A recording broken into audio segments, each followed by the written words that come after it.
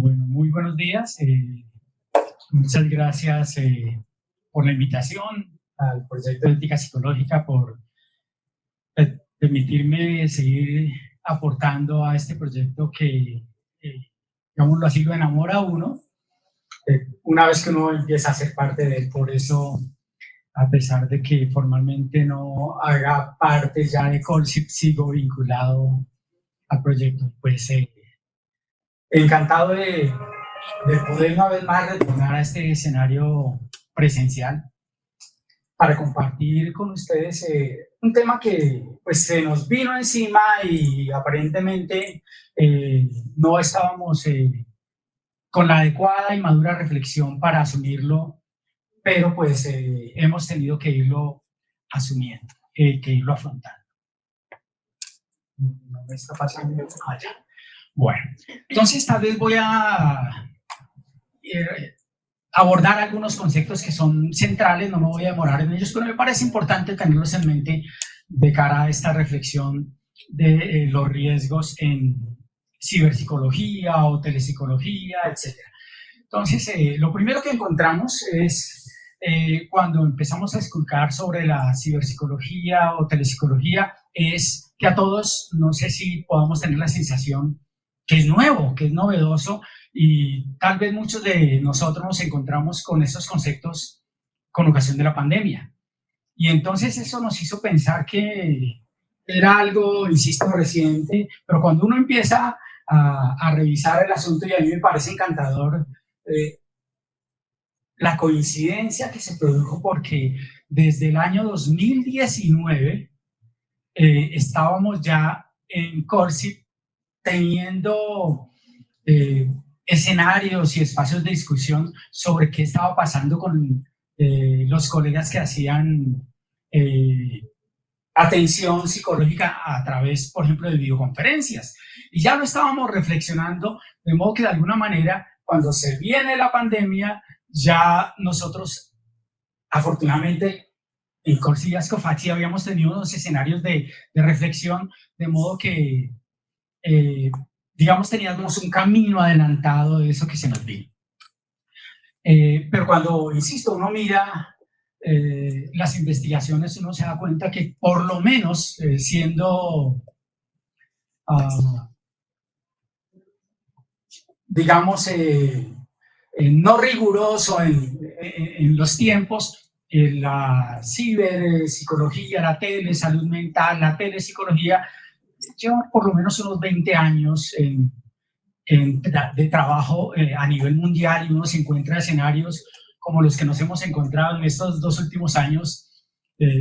Fíjese, lo que facilitó la pandemia fue poder discutir qué se estaba haciendo, por ejemplo, en telepsicología, y entonces nos encontramos con gente de Suiza, con gente de España, con gente de Portugal, con gente de toda Latinoamérica, en que nos empezaron a contar, nosotros ya estábamos haciendo pinos y estábamos ejerciendo a través de estos medios hace algún tiempo. De hecho, una de las cosas valiosas que nos encontramos es, por ejemplo, un trabajo que se viene haciendo en Puerto Rico, en la Universidad de Albizu, en conjunto con la Universidad de Carolina del Norte, en que llevan desde 2012 documentando intervenciones en ciber o en telesalud mental o en telepsicología en diversos escenarios.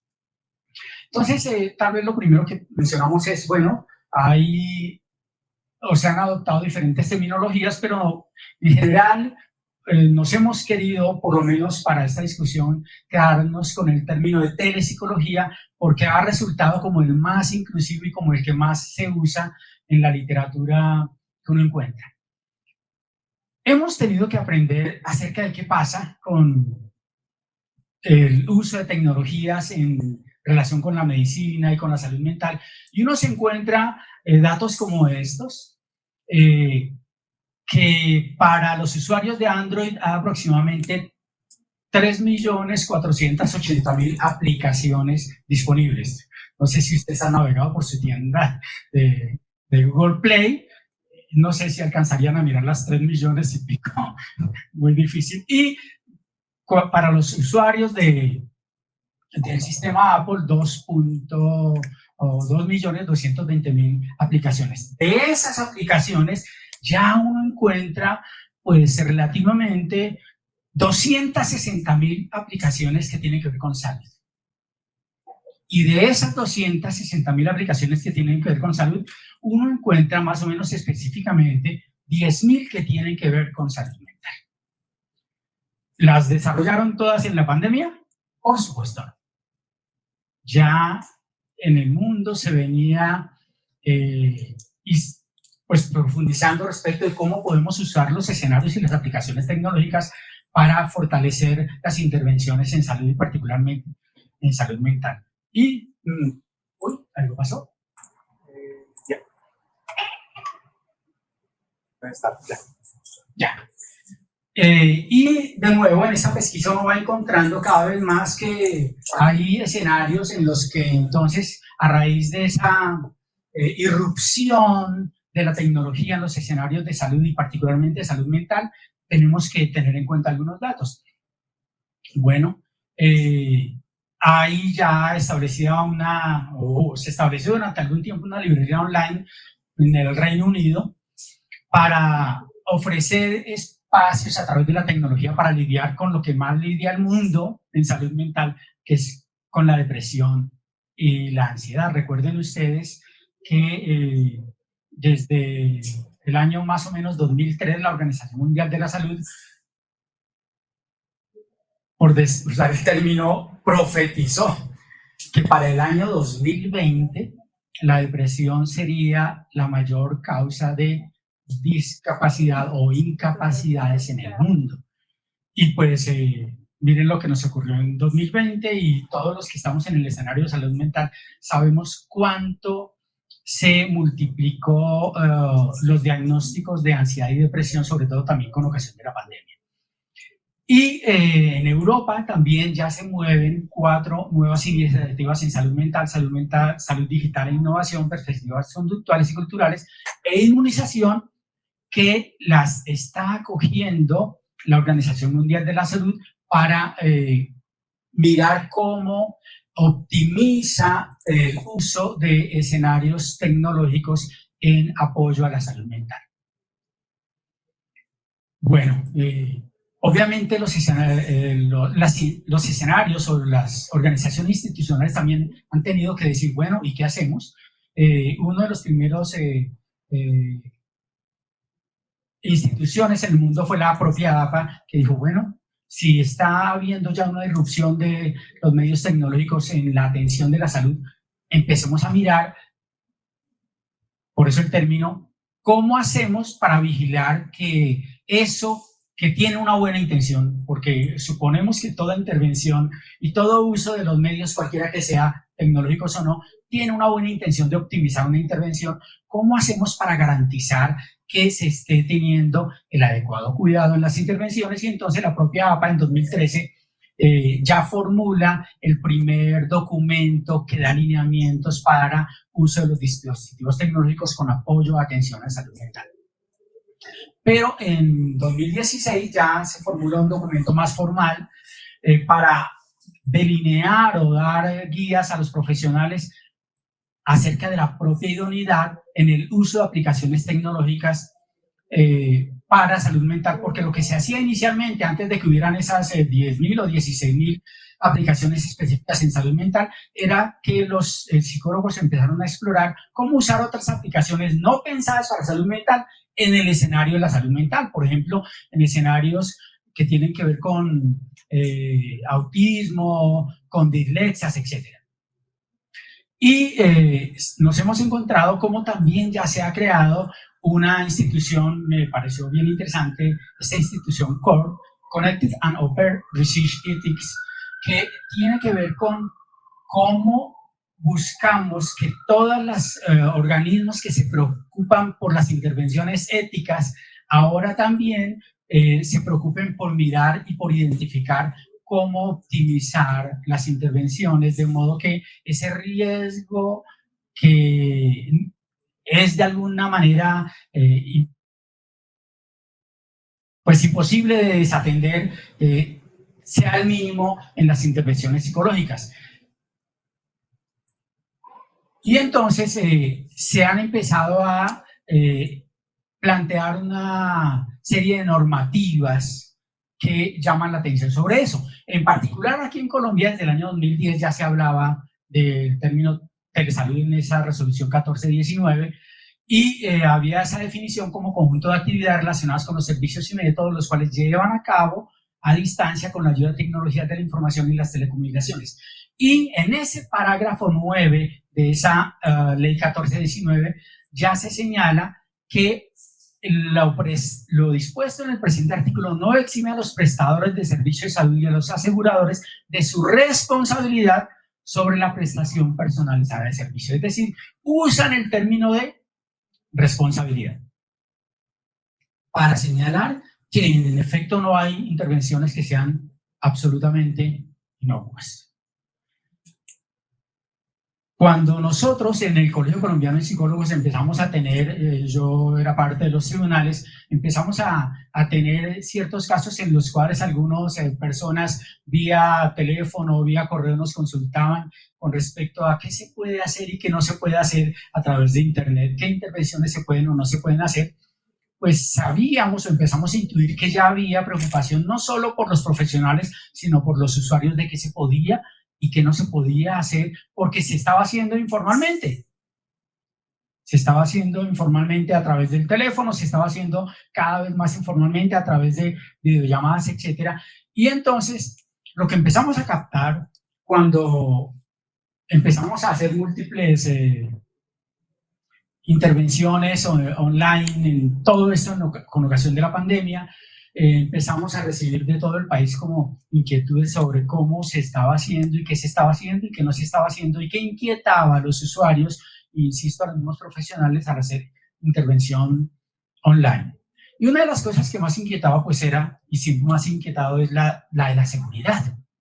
Y pensábamos nosotros, lo decíamos al interior de los tribunales, pues si hackean a la CIA, ¿por qué cualquiera que tenga las mínimas posibilidades? Parece, digamos, yo personalmente le tenía mucho respeto al nombre hacker, y cuando uno pensaba en un hacker pensaba en una persona con unos altos conocimientos para intervenir en las redes, y sucede que a medida que uno va conociendo no es tan difícil que alguien intercepte o se meta en una red de otro, pues no puede eso suceder en un entorno de la psicología. No puede suceder eso cuando un profesional, por ejemplo, usa su único dispositivo móvil para hacer de todo, no solo sus cosas personales, sino sus cosas profesionales. ¿Estaría bien eso? No tendríamos que preocuparnos por los medios a través de los cuales estamos haciendo intervención psicológica, como lo vimos en los principios, en los cuales los aportes y lo que nos mostraba la gente era, por ejemplo, chats de WhatsApp a través de los cuales se hacían recomendaciones para ciertas intervenciones. Luego, ya con esa resolución 2654 de 2019, el Ministerio habla de que los prestadores de servicios podrán habilitar la modalidad de telemedicina en las categorías previstas siempre y cuando cumplan con los nuevos criterios, y entonces nos recuerda esa resolución 3100 que renueva todos los escenarios de habilitación de servicios, y de hecho ya nos dice, usted podría perfectamente, si quiere usar los dispositivos tecnológicos, hacerlo, pero ¿qué haga? Habilítese. ¿Y habilitarse qué implica entonces? Cumplir una mínima normatividad, es decir, atender a unos elementos básicos para poder garantizar que lo que usted está haciendo, antes de hacerlo, está tomando unas mínimas medidas que aseguren no solo el ejercicio profesional, sino la seguridad del propio consultante. Eso para pasar de la informalidad a la formalidad, insisto, porque durante mucho tiempo, y todavía se sigue haciendo, las intervenciones a través de telepsicología todavía tienen mucho de informalidad. Basta, usted tiene un teléfono inteligente con cosas básicas, listo, ya a través de eso ya lo podemos hacer, pero vamos viendo que no es tan así. Y en esa resolución 2654, ya en el artículo 10, el propio ministerio hace una especificación de lo que ellos llamaron teleorientación. Acciones que se desarrollan utilizando herramientas tecnológicas para proporcionar al usuario información, consejería y asesoría en los componentes de promoción, prevención, diagnóstico, tratamiento, rehabilitación y paliación. Y miren lo que señala: debe informarse al usuario el alcance de la orientación y entregar copia o resumen de la comunicación si el usuario lo solicita. Entonces, con esa normatividad, ¿qué es lo que hizo el ministerio? Tal vez si uno no lo lee a profundidad, no reconoce qué es lo que hizo el ministerio. Pues delegarle a, como ellos lo llaman, el operador. ¿Quién es el operador de los servicios? Pues el profesional, la responsabilidad de lo que pase en esa intervención. No la va a tener, ojo a eso, no la va a tener necesariamente las EPS o las instituciones, sino el operador es el que tiene responsabilidad de lo que pase con esas intervenciones. A rato no me funciona este aparatito. ¿Qué está pasando? Ah. ¿Ya? Bueno, después ya, recién iniciada la pandemia, una de las cosas que hace el Ministerio de Salud, y pues digamos que afortunadamente pudimos nosotros en algunas de las conversaciones incidir en esa normatividad, es que expide el decreto 538, en el cual ya específicamente regula las intervenciones con el uso de plataformas tecnológicas. Aquí ya estábamos en pandemia y entonces lo que hace el ministerio es decir, bueno, se nos vino la pandemia, recuerden ustedes esos niveles de ansiedad y todas esas cosas que ocurrieron, pues enfrentando algo que para ninguno era conocido, y entonces lo que hace el ministerio es decir, bueno, tenemos que atender a toda la avalancha de solicitudes, sobre todo de inquietudes que estaban habiendo derivadas del COVID y la salud mental, tenemos que hacerlo, y entonces lo que hace a través de este decreto es decir, de nuestra parte decimos que se puede hacer intervención como quieran ustedes, prácticamente. Estoy obviamente parafraseando. Usen los medios que sea, usen WhatsApp, usen líneas telefónicas, perfecto. No hay que habilitarse mientras estemos en el periodo de la emergencia, es lo que plantea. No hay que habilitarse, háganlo. Lo importante es atender a las solicitudes de los usuarios. Pero de nuevo, plantea una cosa muy importante y es que el profesional será el responsable de lo que pase en esas intervenciones, pero agrega una cosa muy particular, es que señala algo que para nosotros en el colegio fue muy valioso, que es un espaldarazo a la propia ley 1090, porque dice, pero no se les olvide que toda intervención debe iniciar con el adecuado consentimiento informado. Y entonces empiezan a decir, bueno, ¿y qué hacemos con el consentimiento informado? Y es con ocasión de esto que CORSIP y ASCOFAPSI producen un documento en ese momento que delinea unos primeros elementos normativos y éticos de cómo deben ser las intervenciones vía telepsicología. Ese documento es este, que es de ese mismo marzo, creo, marzo de 2020, se puso a disposición en todas nuestras redes, CORSI, ASCOFAXI, para que lo descargaran los profesionales.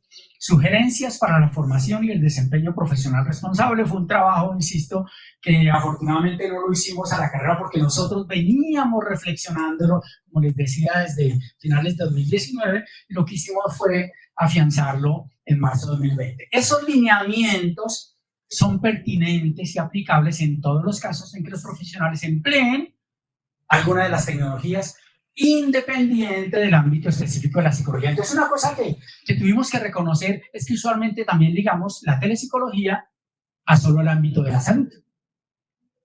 Pero lo que recogimos es, no, en cualquiera, yo siempre lo digo, en cualquiera de los, por lo menos hasta ahora, los 19 campos aplicados que se reconocen en Colombia a través del Colegio Colombiano de Psicólogos, en cualquiera de estos 19 campos aplicados se puede hacer uso de la telepsicología, pero todas esas intervenciones tienen que cumplir unos lineamientos básicos que se propusieron a través de este documento. Y lo que señalamos en este documento es esto: se aplicarán los mismos principios que en terapia presencial. Es decir, una cosa muy importante que queremos atacar desde las instituciones es, de nuevo, nos parece que tenemos buenos logros, pero nos parece que hacer intervención a través de telesalud mental o telepsicología como que baja los estándares de formalidad. Y lo que señalamos, no solo por nuestras reflexiones, sino incluso por la propia normatividad del ministerio, es que al contrario, hacer intervención, y eso quisiera que si se quedan con algo de esta intervención mía hoy, sea esta. Al contrario de lo que se piensa coloquialmente, hacer una intervención con el uso de medios tecnológicos sube los estándares éticos en telepsicología. No los baja, sino que los sube. ¿Y los sube por qué? Porque ahora los psicólogos tenemos que atender a cosas que antes no atendíamos. De nuevo, por ser los responsables de la operación. ¿Cuáles cosas? Usted sabe que es una comunicación que atienda a elementos de cifrado de extremo a extremo. Nosotros pues veíamos eso únicamente cuando entrábamos a WhatsApp y decía el letrerito que siempre sale en WhatsApp, y era lo único que decíamos, cifrado end-to-end. Bueno, pues si usted quiere prestar un servicio ceñido a la normatividad ética, aprenda de eso. Y entonces los psicólogos que lo hacen o los hacemos, hemos tenido que entrenarnos, y entonces eso hizo que se derivara una segunda obligación ética. Nadie se lo está exigiendo, las instituciones todavía, digamos, no lo hemos formalizado, pero una obligación es, usted va a usar ahora la tecnología para sus servicios profesionales, demuestre que tiene dominio, que tiene formación, que tiene capacitación sobre el uso adecuado de esas tecnologías. Y entonces, ¿con qué nos encontramos? Con una realidad.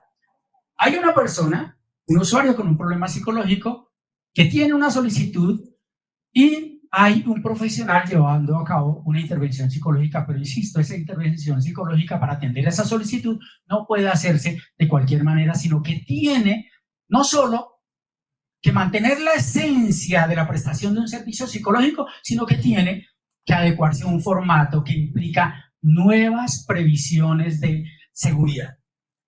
Y el cambio de formato, entonces, es porque se afectan la posibilidad de la protección de los datos personales. Por ejemplo, resolución 2654 decía, llene usted el consentimiento informado y se lo pueden enviar por correo. ¿Qué hace el profesional con ese correo? ¿Qué hace el usuario con ese correo a través del cual envió un consentimiento informado? ¿Se deja ahí? ¿Qué hacemos? Y entonces los lineamientos al respecto están diciendo, o las sugerencias que estamos haciendo es, una vez que ese consentimiento el profesional lo descargue y el usuario lo envíe, bórrelo, guarde, quítelo de las redes. Porque hay una firma ahí en un documento que fácilmente podría ser utilizado para otros elementos. Entonces, ¿en qué tenemos que pensar mínimamente los profesionales a la hora de decir sí a una solicitud de un usuario para que lo hagamos o para que hagamos la intervención con apoyo de medios tecnológicos? Lo primero que tiene que pensar el profesional es, ¿de verdad el usuario se va a beneficiar con una intervención online? ¿Por qué? Porque una de las cosas que empezó a notarse es, y no sé cómo le decirán a los colegas que están haciendo intervenciones en este tiempo, ya muchos de los usuarios, y no solo aquí nos está pasando, ¿no?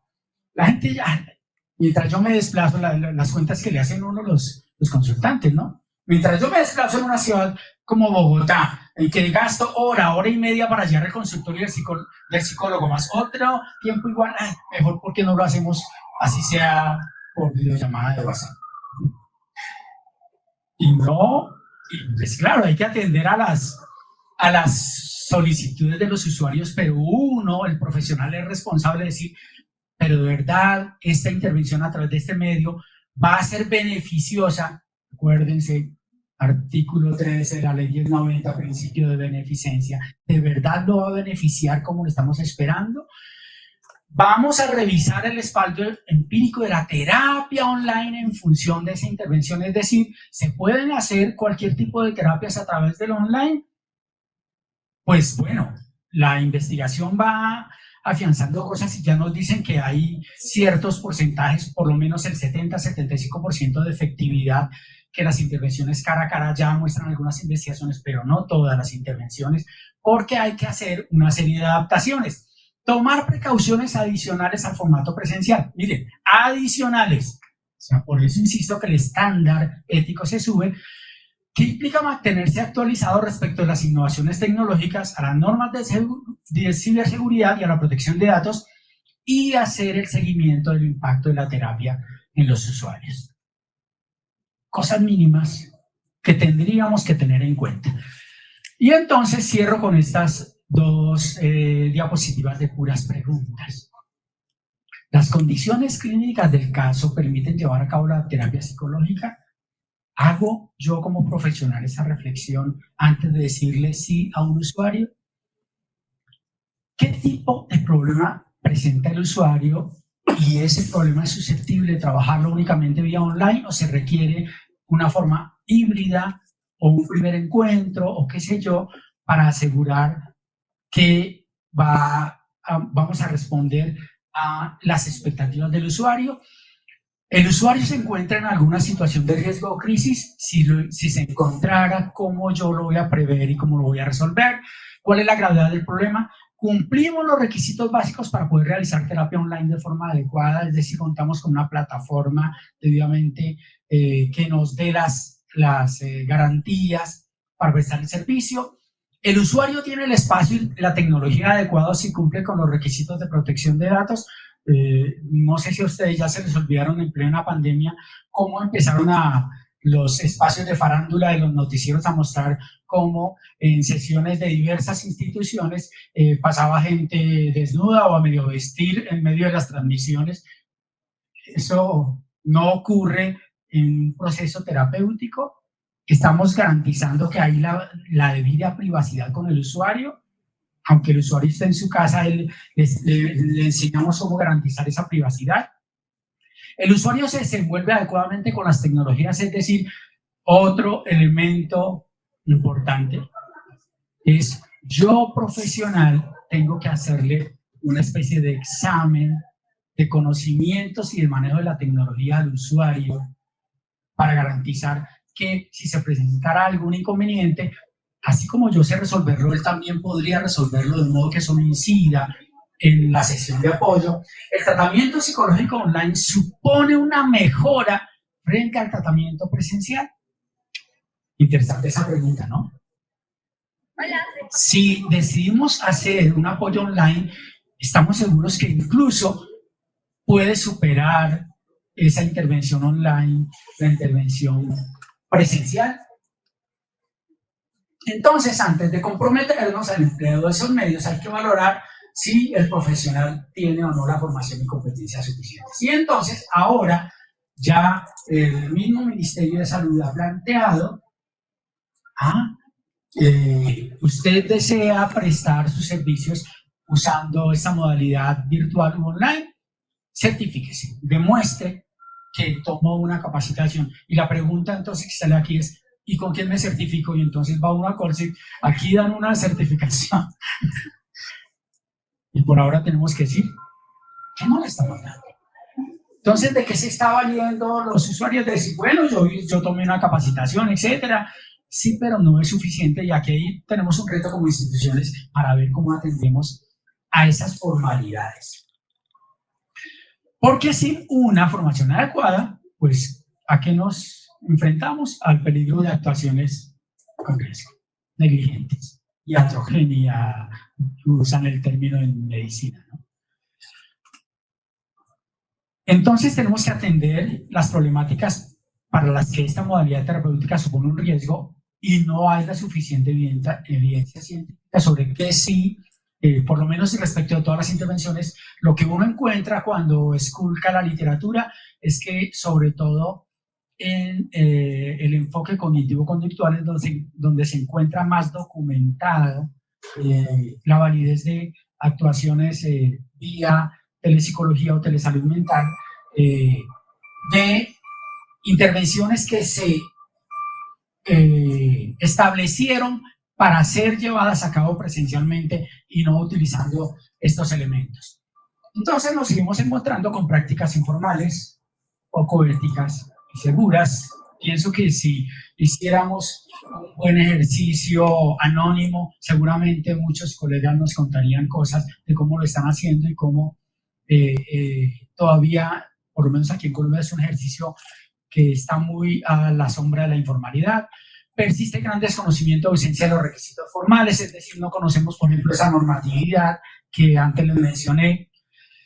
Hay investigaciones en curso sobre los procedimientos a utilizar, pero hasta ahora, aunque hay investigaciones en curso, se encuentra que los criterios de intervención son poco homogéneos y unificados y hay escasas directrices. Entonces, de nuevo, estamos las instituciones al debe de pronunciarnos rigurosamente sobre qué sí se vale, qué no se vale y cómo garantizar que el riesgo en todas las intervenciones sea el mínimo posible.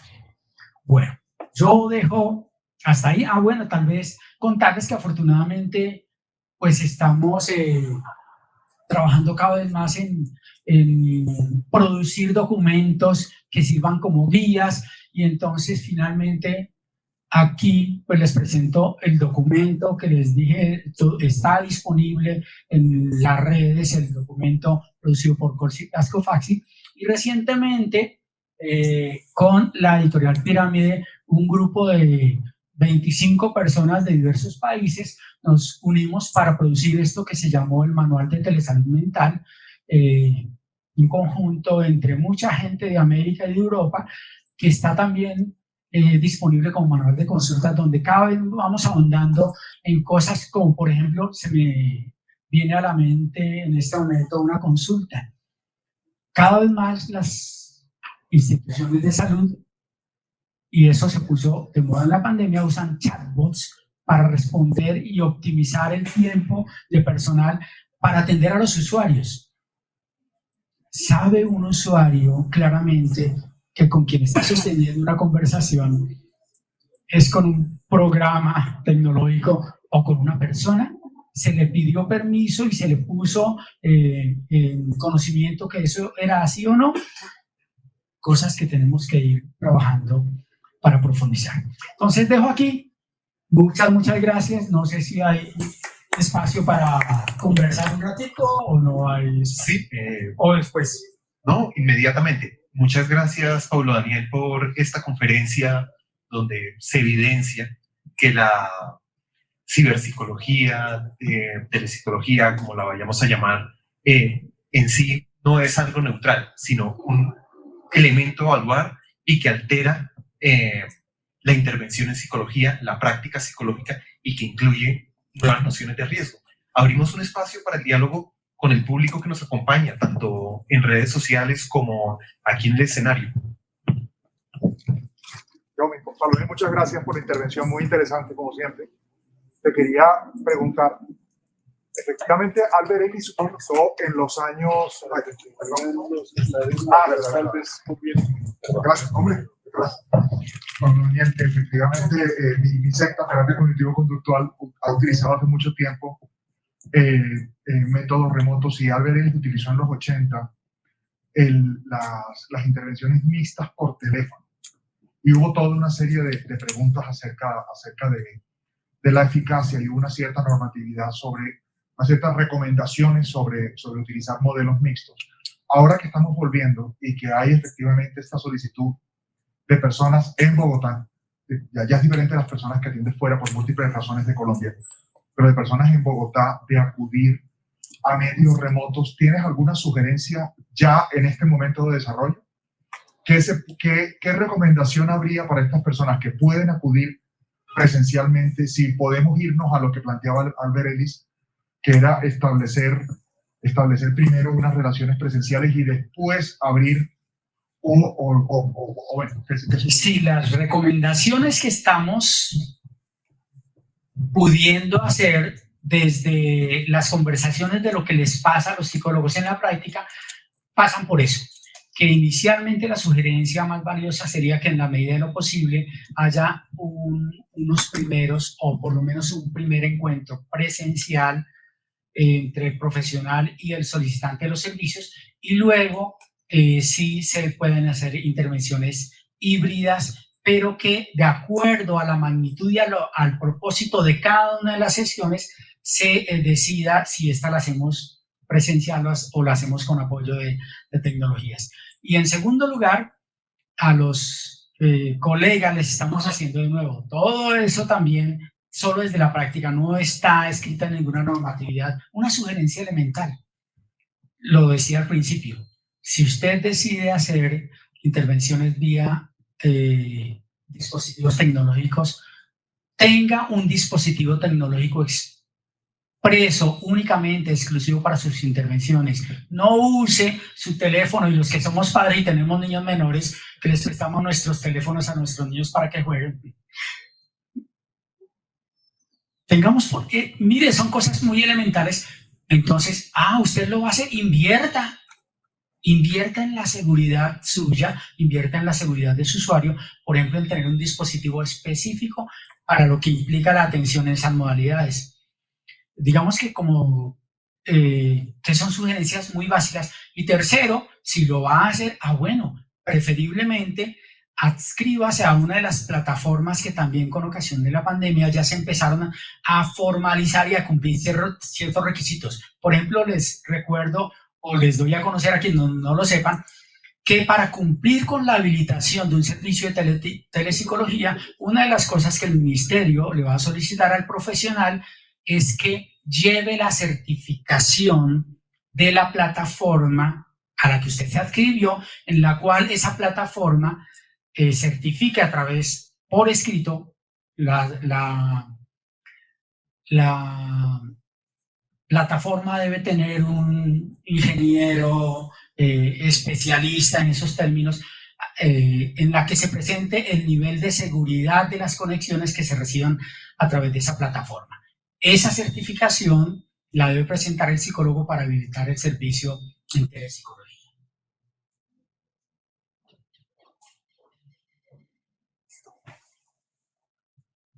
Hola. Buenos días, profesor Acero. Buenos días. Es que tengo una duda respecto, pues, a lo último que usted acaba de comentar acerca de la poca homogeneidad y las pocas directrices que presenta este campo. Y no sé si resulte contraproducente el empleo de esos diplomados o cursos virtuales que son de primer respondiente psicológico o atención de emergencia psicológica, que la Coursera o cursos en línea y demás. No sé si personas ajenas a la psicología lo empleen y digan, no, yo soy un telepsicólogo, y eso les valga como certificado. Entonces resulta pues algo riesgoso porque no tiene una preparación completa en todas las competencias de la psicología. Y eso por esta parte, primera parte. Y la segunda parte, si estos conocimientos de estos cursos sean válidos para nosotros, los quienes ejercemos la psicología, para capacitarnos en esta área, y pues yo diría, pues es nueva para todos nosotros. Sí, junto las dos preguntas en una sola respuesta para decir, en este instante no sé cómo va el proyecto, Blanca, pero tenemos que tenerlo en mente. Tenemos el proyecto, fíjese que todavía tengo sentido de pertenencia, tenemos el proyecto en Corsi de organizar un área de certificaciones, tal como lo dice la palabra, de certificaciones. Vamos en ese camino, lo estamos explorando en Corsi para producir certificaciones. ¿Por qué? Yo mismo, mientras estaba en Corsi, me negué a que llamáramos certificado a la participación en un curso. Y entonces, de hecho, espero que todavía lo estemos haciendo así, lo máximo que pedíamos era constancias de participación, que es diferente a una certificación. Y entonces, cuando tú tomas un curso como esos que planteas online, Coursera, etcétera, no es una certificación, es una constancia de que participaste, pero eso no te certifica en competencias, porque usualmente cuando hablamos de certificación estamos hablando de reconocer competencias, cosa que es difícil hacerlo vía online, sobre todo cuando no hay un escenario práctico. Entonces, digamos, suma puntos, por decirlo así, el que tú demuestres que participaste en una capacitación, que estuviste en un horario de formación, etcétera, pero no da las garantías suficientes de que conozcas y de que manejes las competencias o que cumples con las competencias mínimas para poder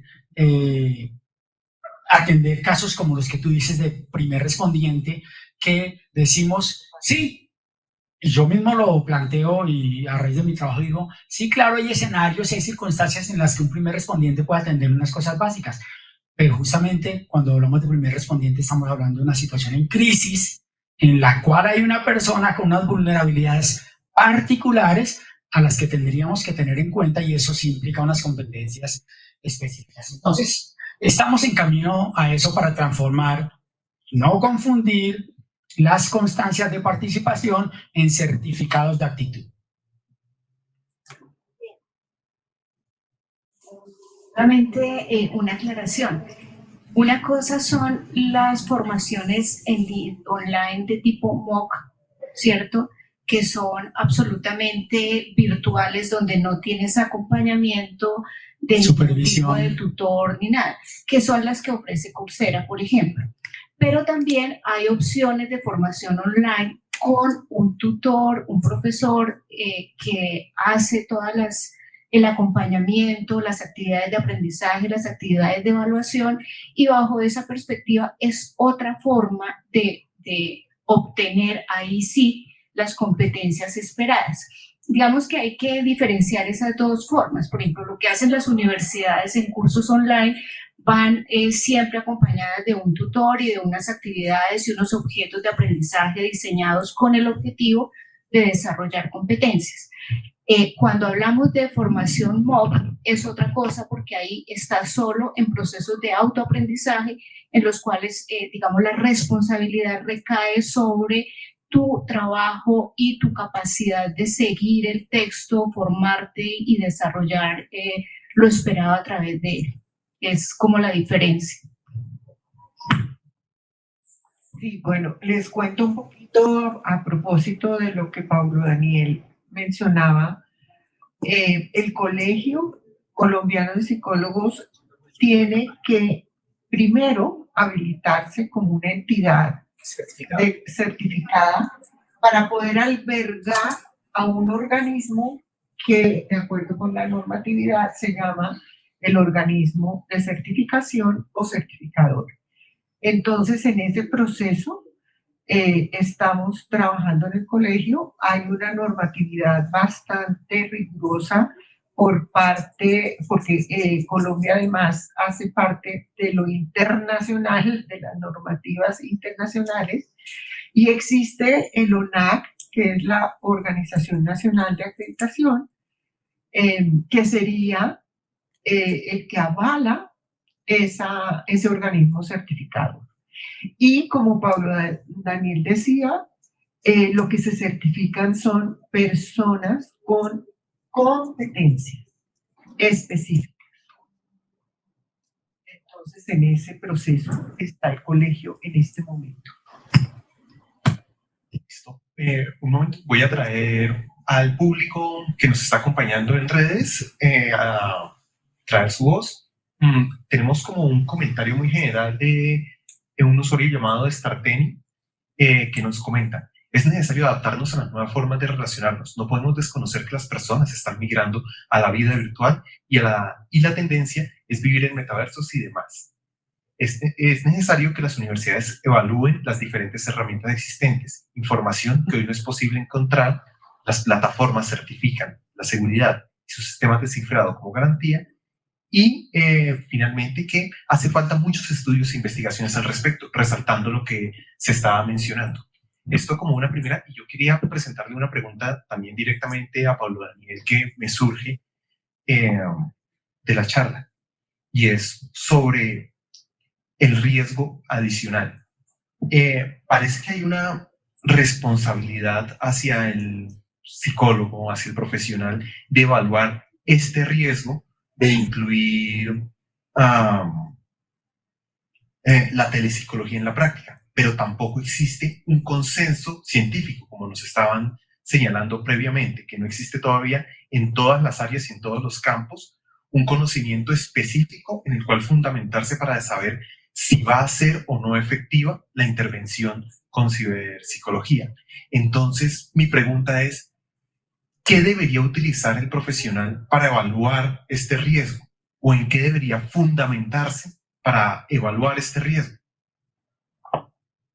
Gracias, Orlando. De nuevo, volver al señalamiento que fue uno de los ejes centrales que les comentaba que dejamos en el documento que realizamos entre Colsi y Ascofaxi, reiterando que lo mínimo que se debe tener en cuenta éticamente es que el estándar debería ser por lo menos igual de la intervención telepsicológica a la intervención presencial. Entonces, yo, profesional, debo tomar las precauciones éticas. Y esas precauciones éticas, insisto, es hacerme, como se los planteé, una serie de preguntas que parten por eso. ¿Cuál es el motivo de consulta? Desde ese motivo de consulta que me hacen a mí como profesional, yo haciendo mi reflexión ética, si yo hiciera esta intervención que suelo hacerla, para la que estoy capacitado y tengo las competencias presencialmente, cuando la traslado al escenario online, voy a más o menos garantizar los mismos estándares, los mismos efectos. Es la misma pregunta que uno debe hacerse. Y entonces, obviamente, nos trasladamos de nuevo. Les reitero a todos los colegas, cuando usted quiera pensar y evaluar su propia óptima intervención ética, por favor, léase el artículo 13 de la ley 1090 y paséese por cada uno de los 8 principios, empezando por el de beneficencia y por el de no maleficencia, y haga su propia reflexión. Miren una cosa, aprovecho aquí para reiterarla, que trabajamos desde los tribunales. Ningún caso de los no sé en cuántos iremos ahorita, Alejandro, pero hasta cuando yo dejé los tribunales íbamos en 608 profesionales investigados por los tribunales. Por cosas que bueno, algunas sí, pero por cosas que en general no son de un dolo tremendo hacia el usuario, pero que sí ocasionan malestar, ocasionan daño a los usuarios.